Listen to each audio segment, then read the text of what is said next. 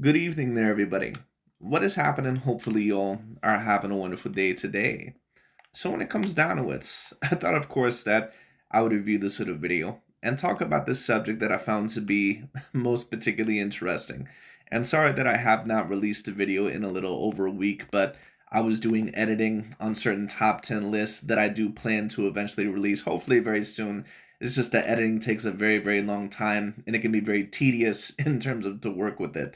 But anyways, there was a couple of people asking me to do some recent, conversations. One being this topic, another one being, kind of the Canelo versus Crawford situation, and of course also another one I believe asking for Joshua Stevenson versus Jose Zapata fight. But I'll be talking about those sometime throughout the week.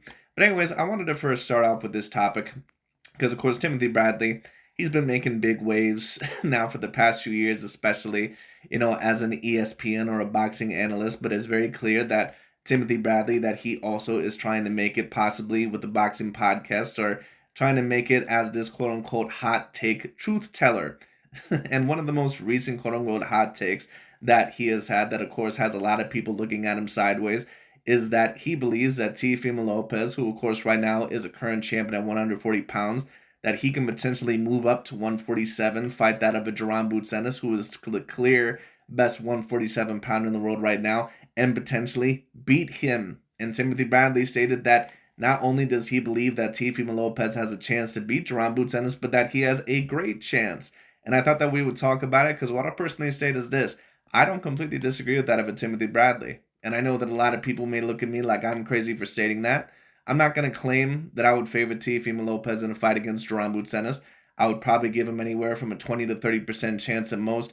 But if Teofimo Lopez somehow did end up beating Duran Boots Ennis, I wouldn't be completely shocked. And it's not necessarily because I think that Teofimo Lopez is more skilled than Duran Boots Ennis in every category or something like that.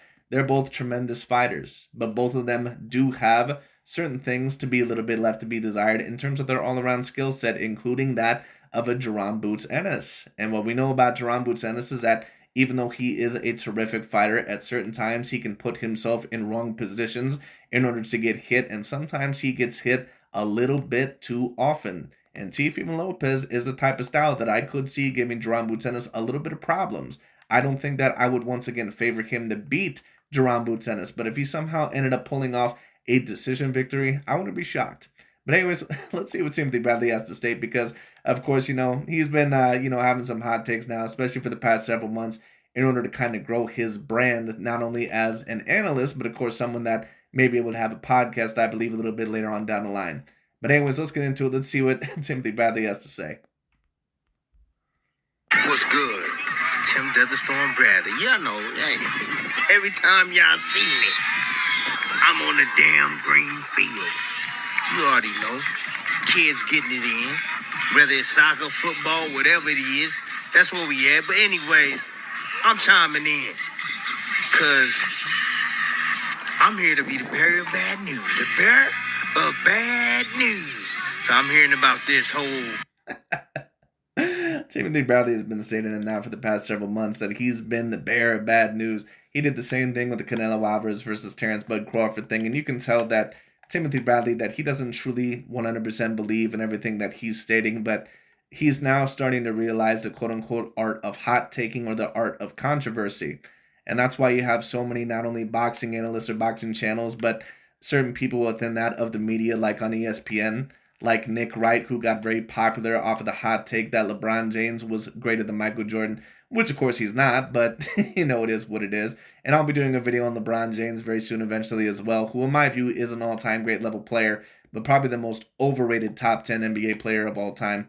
But we'll talk about that eventually. But, certain analysts, they end up getting attention, and sometimes, as certain people will say, there's no such thing as bad publicity. And I think that Timothy Bradley is starting to realize the quote-unquote art of controversy. That's why the videos that end up having a title that is the most controversial, they'll end up getting the most amount of attention because overall, once again, there are certain people that will be attracted to that, whether they like that narrative or whether they don't like that narrative. And if you are going to build your brand, not only as an analyst, but as a podcaster or really anybody, you not only pay attention to the people that end up liking you or your fan base or your constituency, you also must realize who ends up hating you. That's why Floyd Mayweather Jr. was so popular, because he realized that a lot of people that ended up watching him, they wouldn't just watch him to see him win. Most people, probably a good 60, maybe even 70% of people that watched Floyd Mayweather Jr. really came to see him lose. So that's once again, that's a part of it. That's, you must realize the art of controversy, or the arts of, attracting attention, which Timothy Bradley overall once again is starting to learn. Kind of like if you take a look at that in the street, if you come across someone that is dressed in business attire, and that's why certain analysts that maybe appear as normal or really know what the hell they're talking about, they don't get as much attention as someone that's quote unquote controversial. Kind of like, once again, if you take a look at someone in the street, if someone is, going down the street with a suitcase and dressed in business attire, you may not take a look at them because it just appears as normal. But if you see someone that might be yelling or screaming or wears something that, may capture your attention, maybe a lady overall, with a little bit more of an exposed dress or something like that, or even a homeless man, overall that might be overall super dirty or talking to themselves, making strange movements. It might be quote unquote negative attention, but it's publicity and it's somewhat of attention, which is going to attract more people to take a look at them. So Timothy Bradley, almost kind of in a similar vein, although a lot of what he's stating, he probably doesn't even truly believe himself, at least not 100%. He realized that eventually is going to pay dividends, at least with that, of certain people. So that's why, certain people end up doing that. That's why a lot of my titles also are a little bit controversial, but you got to watch my full videos to get my actual opinion. But anyways, but just thought that I would comment on that. Teofimo Lopez and Ennis, Boots Ennis. And I'm seeing some of these polls up and everything. I'm seeing 85% Boots Ennis. Y'all crazy. Y'all gonna think I'm crazy. Hey, Boots Ennis better leave Teofimo Lopez alone. He better leave him alone. I'm telling y'all. Yes, leave that boy alone. He a real one.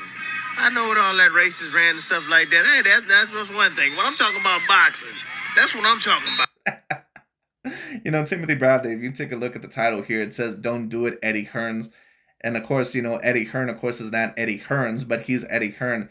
The way that he ended up sounding right there, it almost sounded like, the certain people, especially a lot of the black fan base that, of course, would talk in quote unquote slave talk, especially if they believe that you're an Uncle Tom, about, appealing to masses and all this other stuff. So that almost makes me wonder, is Timothy Bradley somewhat accepting this niche as being the quote unquote Uncle Tom, or the person that is pissing off a lot of the quote unquote black fan base, especially a lot of the sensitive dudes that follow certain channels like Dante's Boxing Nation and Aki TV and just want to claim overall, that everything is racist without any proof or, anything whatsoever, always trying to get the validation of some of these other races, even though they're the first ones to bitch about apparently other fighters, or certain people always trying to get the validation of others.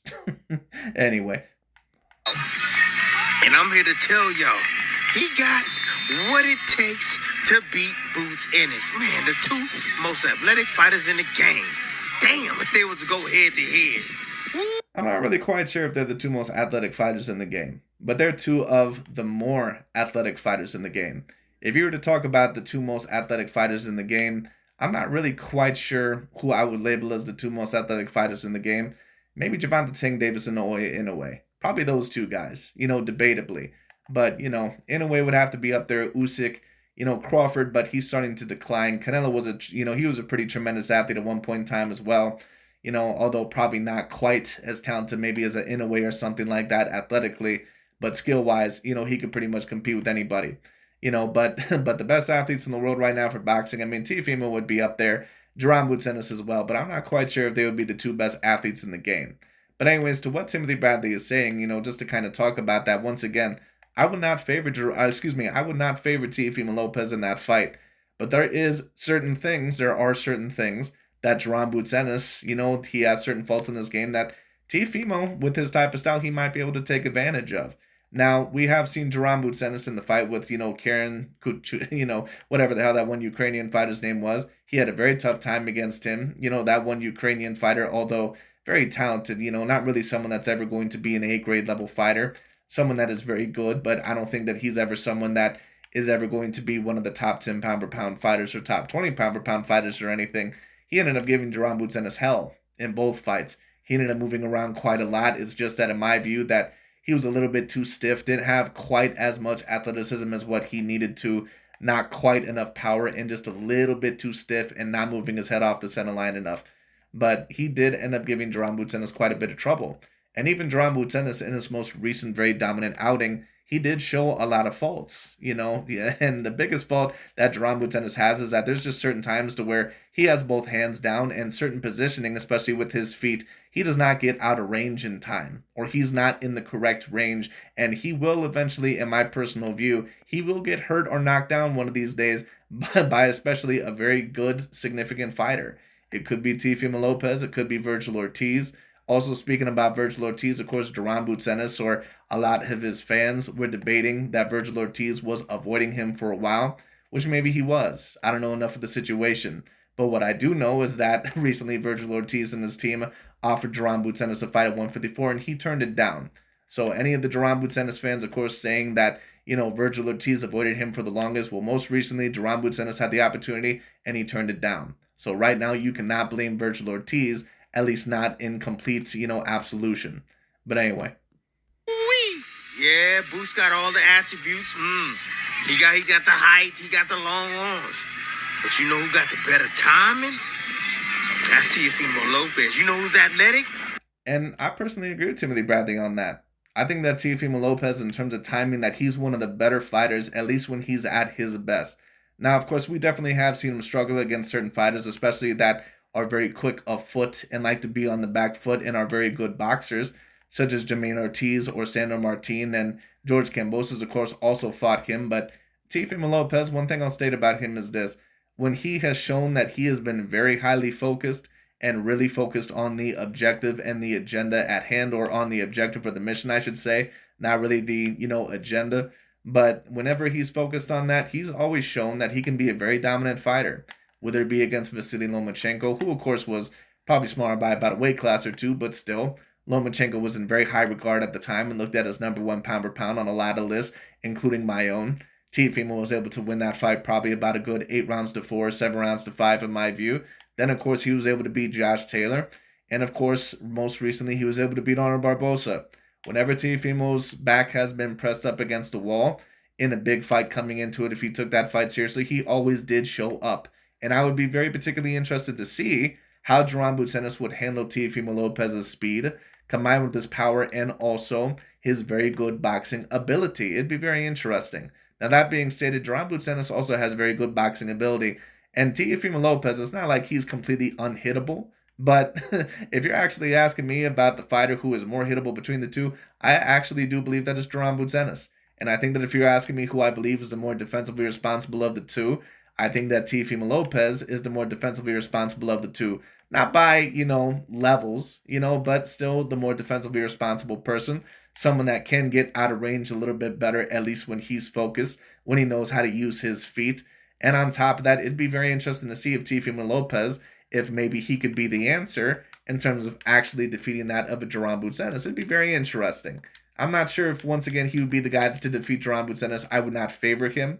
I would favor Jaron Boots Ennis 70-30 or 80-20. But like I said, if he did end up defeating him, especially with at times the defensive lapses, in that of Jaron Boots Ennis' judgment, it'd be interesting. Who was the last athletic guy that Boots fought? Karen? Karen was the last one? Yeah. And don't think that Boots gonna be able to out-punch him. Don't think that. No, Well, if he did end up winning Timothy Bradley, I would have to predict that Jaron Boots Ennis more than likely would outpunch Teo. Teo's a guy that he can have a little bit of volume on him, but that's not mainly Teofimo's game. Teofimo is mainly a counter puncher. He mainly tries to get you with that. Now, that can be an advantage, that can be a disadvantage, because if you're in there with a fighter that has either equally as good a boxing IQ or boxing skills as you, or even above you, then that guy may know when to throw a little bit more, and especially in order to impress the judges.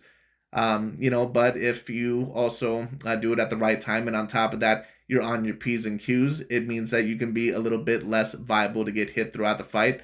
And on top of that, that you might be able to see opportunities a little bit more clearly at certain times, or react, without getting hit a little bit more. But do I think that that's going to completely work against Duran Butsenis? I would guess more than likely not, but, you never know. Not. Because you go back, you watch that Claggett fight. That boy Teofimo Lopez, he got some lungs too. When he full-fledged and hungry, he got lungs too. He threw almost 1,000 punches in that fight. Yeah, Boots, I see you. Your numbers is quite high. Teofimo definitely has some lungs, and I think that he has good stamina, but he is going to be moving up a weight class if this fight does end up happening. He is going to be moving up a weight class against a fighter that's going to be very powerful, that easily could be fighting at 154 pounds. And on top of that, once again, whenever someone moves up a weight class, usually a little bit of their power and a little bit of their speed, unless they completely retain, all of what they did in the previous weight class, usually it goes down a little bit. Usually. Unless, of course, maybe, you're either that special of a fighter or you might be on something, of course. But anyways. You around 600, 500, 600, close to 700 sometimes. But guess who can match that output? Teofimo Lopez. Yeah, Boots. All them little lapses you be having, you ain't gonna be able to have them lapses with Teofimo Lopez. Oh, no. That dude is on his game. When he right, when his mind right, it's hard to beat that dude. Explosive. I agree that it is very hard to beat Teofimo Lopez, but the question is that would Teofimo Lopez be able to out-counter Duran Butsenis and get out of range? Because as we all know, Teofimo Lopez is not always the best at getting out of range either. We've seen this against Jermaine Ortiz, and we've seen this against other fighters, such as that of George Kambosos, but I think that Teofimo more than likely would be trying to be the boxer or the matador in that fight, while Duran Butsenis would more than likely be the pressure fighter. I could be wrong about that. But Duran Butsenis is a type of fighter that, to be quite honest with you, he can box if he really wants to. He can fight in a multitude of ways, but Duran Butsenis needs to be careful, because he's almost like the black version of Arturo Gatti. He's well schooled to a certain degree, but it's like he gets way too, thirsty for that knockout at times. Now, he's more skilled in my view than what Arturo Gatti ever personally was. But for those of you that remember Arturo Gatti actually had, somewhat of very good talent. It's just that, there are certain mistakes or lack of defenses, that he would have at certain times, or a lack of defense, especially with both the right hand and the left hook, that would cause him to get knocked down quite a lot. Smart. He got a high IQ as well as you do. So look, I'm letting y'all know. Eddie Hearns, if you listening, I'm telling you, if you don't want your guy to get beat, stay away from Teofimo Lopez. You want to give him a couple more fights before you fight that guy? I know Teo is moving up to 47. I get that. Yeah, y'all gonna say the power and all that. Oh, I get all of that. But like I told y'all, hey, speed versus speed, power versus power, timing versus all those attributes that Boots got. Hey, I give Teofimo Lopez a damn good chance of upsetting Boots Ennis. I don't know how great of a chance I would give Teofimo Lopez, Mr. Timothy Bradley, but I give him a shot. I give him a little. What I'll personally state is this. I remember when Canelo Alvarez versus Jermell Charlo happened a couple of years ago, and there was people stating that they thought it was a 50-50 fight. I always knew that fight was never going to be 50-50 because anyone that actually knows boxing always knew who both Canelo and Jermell Charlo were. Canelo is an all-time great level talent and an all-time great level fighter, even when he's at a good level. Jermell Charlo is a guy that's a very good fighter. He's never really been a great fighter, at least not someone that, overall is A+. He's probably around A-. That's why he ended up losing to Tony Harrison and having hell with the fighter in Tony Harrison, then ended up never winning a title until, of course, he fought that of a Jermell Charlo. But anyway. I heard it here first. But like I said, I would give Teofimo Lopez more of a chance overall to defeat Duran Butsenis than what I would give Jermell Charlo to defeat that of a Canelo Alvarez, in my personal view. So we'll see what ends up happening in this fight. If the fight, of course, ends up getting announced. Away from that boy, Boots. I'm telling you, stay away. Peace. But anyways, that pretty much is about it for what Timothy Bradley had to say now. Timothy Bradley definitely is putting a little bit of extra seasoning on this video in some of his most recent takes. But what I'll personally state is this. I don't completely disagree with some of the stuff that he stated. I do believe that Teofimo Lopez has better defense than that of a Duran Butsenis at his best. I also believe that he's a person that has better timing. Now, is that enough to beat a fighter that probably is going to have anywhere from about a 3 to 4 inch reach advantage over you? Now, I don't know how long Duran Butsenis' arms are. but from my recollection, I believe they're anywhere from 72 to 74 inches. So is it going to be enough with the speed and the strength that Jerome Ennis has, combined also with the fight IQ that he does have, although he does have lapses in judgment and defense at times? I don't think that it's going to be quite enough. I would favor Jerome Ennis to win that fight either by stoppage or unanimous decision. But if Teofimo Lopez somehow ended up pulling off, say, almost like a Roberto Duran versus a Sugar Ray Leonard, I wouldn't be shocked. Because there are certain things in my personal view that Teofimo Lopez is more skilled against Jerome Ennis. I do think that he's a little bit better of a counter puncher, just in my view. I think that he has a little bit better timing with his punches at certain times. And I think that at his best, that he can be a little bit more defensively responsible of moving out of the way in punches. Jerome Ennis at times will get hit in certain exchanges. And once again, he's going to have to be very careful. Because if he faces someone that is a great fighter, and especially someone of his own same size, like if him and Virgil Ortiz were to fight, although years ago I would have predicted Jerome Ennis more than likely to win that fight by unanimous decision, I'm not 100% sure if Jerome Ennis would beat someone like a Virgil Ortiz. I'm not sure. But, that would also be a little bit hard to judge because Jerome Ennis, of course, he may be fighting a little bit more to the level of his competition. But even when he does put on more dominant performances, it's very obvious that Jerome Ennis, that his defense can be a little bit leaky, that he has some holes in there. So he's going to have to kind of tighten up on that a little bit, as well as Teofimo, because we all know that Teofimo at times has holes in his defense and holes in his offense as well. But we'll see. There's going to be an interesting fight if it does end up occurring. But the fights that I would really love to see both of them in next, Jerome Ennis, of course, against Brian Norman Jr. to possibly unify the weight class, or even further. And then, of course, Teofimo Lopez. I'm not really quite sure who he's going to fight next. Ryan Garcia is probably out of the window. Maybe a Devin Haney. I don't know. But, they might possibly have their rematch, talking about Devin Haney versus Ryan Garcia. And there might be some other ones. I'm not sure. But we'll see. It's going to be very interesting to see where these guys go from here, though. Maybe it's Teofimo Lopez versus a Mario Barrios, or the winner of Manny Pacquiao versus Mario Barrios. Maybe that would be the way to go. Or maybe Rolly Romero. I don't know. But anyways, that pretty much is about it for today. Thank you all so much for watching. I'll talk to you all later, and we'll see where this goes.